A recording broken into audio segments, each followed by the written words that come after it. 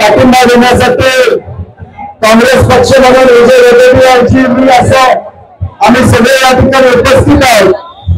काल जयंत आसगावकर असतील, अभिजित पंढरे असतील, सगळे आमदार इथं उपस्थित राहून आपल्याला पाठिंबा दिला। रोहित पवार एका मुक्कामाला या ठिकाणी आपल्या बरोबर आहेत। हे सांगण्याचं कारण एवढं की महाविकास आघाडी म्हणून आम्ही सगळे ताकदीने तुमच्या बरोबर आहोत हे ग्वाही देण्यासाठी आम्ही या ठिकाणी आलेलो आहोत। आज राज्यात ऑक्टोबरमध्ये जी.आर झाला, निवडणुका तोंडावर होत्या, निवडणुकीच्या तोंडावर या ठिकाणी पानं पुसण्याचं काम या सगळ्या मंडळींनी प्रामुख्याने केलं।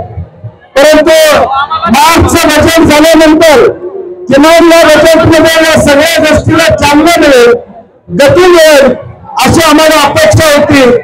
परंतु दुर्दैवानं आता 50,000 कोटीच्या पुरवण्या झाल्या, 9.5 लाख कोटी कर्ज झालं। मग हा निर्णयाची अंमलबजावणी करायला तुमचे हात बांधलेत का असा प्रश्न आमच्या सरकारला त्या ठिकाणी। तुमचे हात बांधलेत का?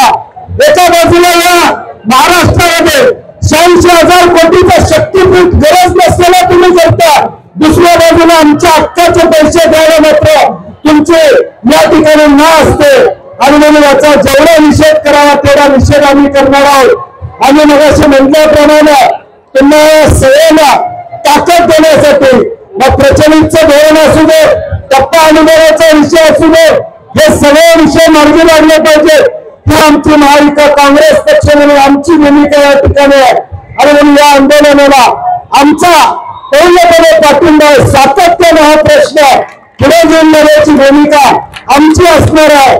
सभागृहात काय करायचं, कशा पद्धतीने करायचं धोरण आम्ही आता गेल्या या ठिकाणी करू। परंतु मगाशी म्हणल्याप्रमाणे जोपर्यंत निर्णय होत नाही तोपर्यंत आमचं धैर्य हलायचं नाही, आमचं धैर्य जे जय महाराष्ट्र यानंतर विजय वडेट्टीवार साहेब आपल्याला मार्गदर्शन करते।